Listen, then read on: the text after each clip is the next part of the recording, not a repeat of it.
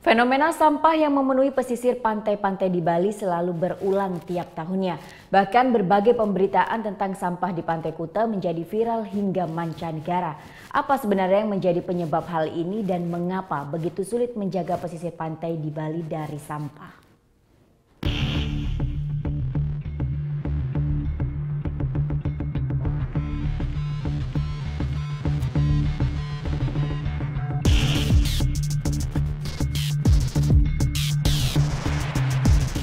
Di akhir tahun 2017 hingga awal 2018, lagi-lagi pantai di kawasan selatan Bali menjadi bahan pemberitaan. Bukan tentang kecantikannya yang mendunia, namun sampah yang memenuhi sepanjang bibir pantai. Fenomena akibat siklus angin barat ini selalu berlangsung berbulan-bulan di akhir dan awal tahun. Bertonton sampah hanyut terbawa ke pantai, khususnya sepanjang 8 km di pesisir pantai Jimbaran, Kuta, hingga Seminyak. Di tahun 2015, sampah yang hanyut ke sepanjang pantai di Bali 90% didominasi oleh sampah organik, mulai dari potongan bambu hingga ranting. Namun 2 tahun terakhir, khususnya di tahun 2017, sampah yang hanyut di sepanjang pantai Bali didominasi oleh sampah plastik sekitar 90% juga. Nah, hal ini tentu saja tidak hanya mengganggu wisatawan, namun juga sangat membahayakan biota laut yang ada di sepanjang pantai di Bali. Tak ingin tinggal diam, Dinas Lingkungan Hidup dan Kebersihan Kabupaten Badung melakukan berbagai upaya penanganan masalah sampah kiriman di pantai-pantai yang terdampak. Setiap harinya dari pagi hingga pukul 4 sore, 700 petugas kebersihan pantai bekerja membersihkan sampah-sampah yang terbawa arus. Hingga Desember 2017 lalu, sekitar 3.200 ton sampah sudah dibersihkan dari sepanjang Pantai Kuta hingga Seminyak. Sayangnya karena keterbatasan kewenangan pemerintah Kabupaten Badung, masalah sampah ini tidak terselesaikan hingga akarnya.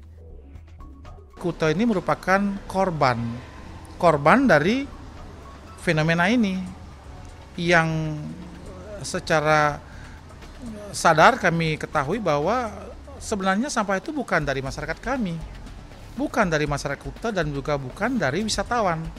Jadi salah kalau dibilang Bali ini tidak bertanggung jawab atau Badung tidak bertanggung jawab. Kami amat bertanggung jawab dan dana yang kami kucurkan sana itu biayanya besar sekali. Berbagai koordinasi dan rekomendasi telah disampaikan Dinas Lingkungan Hidup dan Kebersihan Kabupaten Badung kepada pemerintah pusat. Namun hingga saat ini belum ada titik terang untuk solusi jangka panjang. Beberapa solusi yang mungkin dapat menjadi pilihan antara lain pemasangan trash-rack atau jaring penahan laju sampah di muara sungai-sungai, hingga pengadaan kapal penarik sampah. Jika pemerintah pusat mengadakan alat di laut, apakah kapal penjaring sampah di laut atau barangkali sejenisnya, mungkin kerja kami LHK Badung lebih ringan.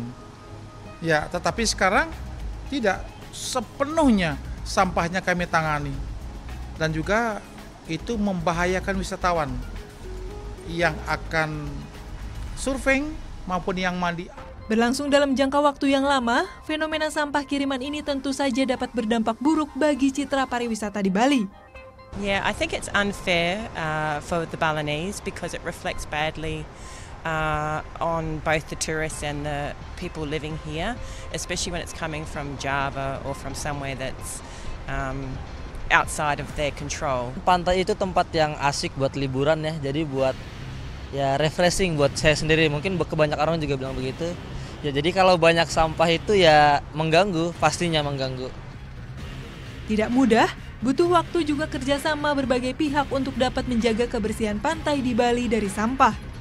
Namun apakah kita rela keindahan pantai yang menjadi wajah pariwisata Indonesia di mata dunia tercoreng hanya karena sampah? Gita Natalia, Andi Setiawan melaporkan untuk NET.